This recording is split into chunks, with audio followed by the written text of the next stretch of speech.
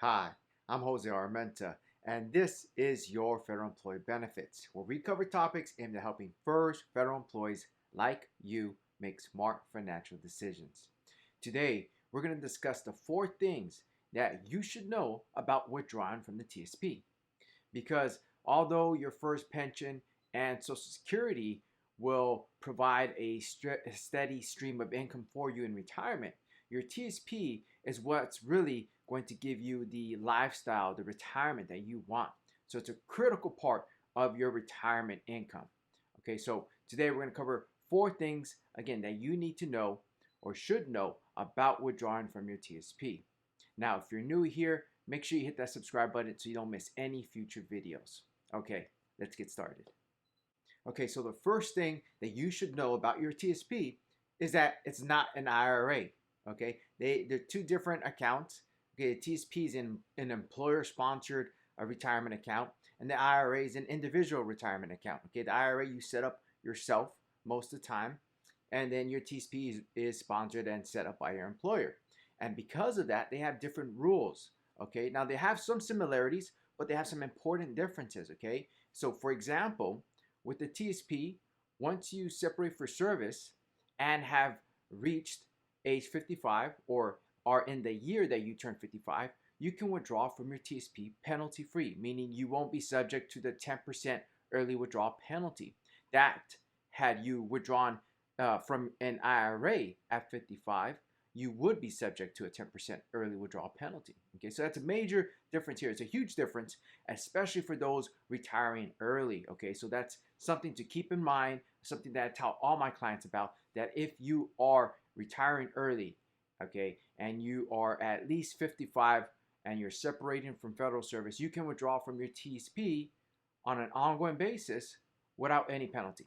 Okay, you can't do that with an IRA. Okay, and so if you're retiring early, you're not going to want to transfer your TSP to an IRA until you have reached that minimum retirement age for an IRA, which is 59 and a half. Now, granted, there are some exceptions like disability, death, where you can withdraw from an IRA early, but for federal employees who are retiring, most of the time you're not going to meet any of those exceptions, and so you're going to have to wait until you're 59 and a half before you can withdraw from an IRA penalty free. Okay, the next thing you should know about withdrawing from your TSP is that there are 2 different tax statuses that you may be withdrawing money from. Okay, meaning you should understand the difference between withdrawing from your traditional TSP and a Roth TSP if you have that also. Okay, now you can withdraw now since the TSP Modernization Act, you can withdraw from either account.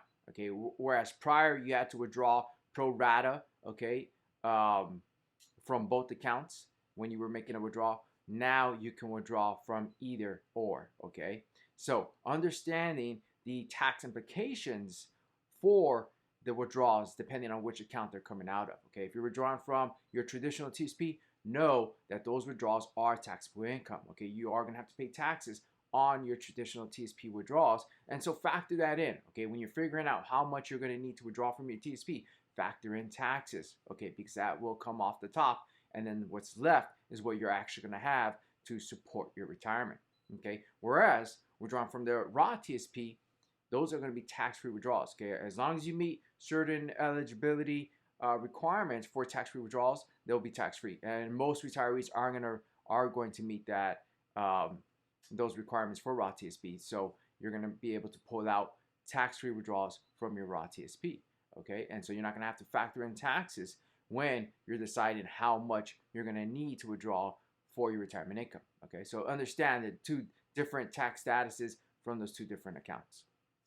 Okay, so the third thing that you should know when withdrawing from your TSP is the withdrawal options, right? So you have 3 withdrawal options with the TSP. You have the lump sum option, meaning you can take a portion or your entire TSP via withdrawal. Your second option is the installment option, so you can set up an installment equal payments either on a quarterly, monthly, annual basis. Okay, and that's very helpful. And I see a lot of federal employees using that with ease in retirement. And then you also have the annuity option where you take a portion or all of your TSP and then buy an annuity via MetLife currently to create an income stream that way. Okay, now I'm not going to get into the details of which I think are the best options. I have a video covering that, so if you haven't watched that video, go ahead and watch that video.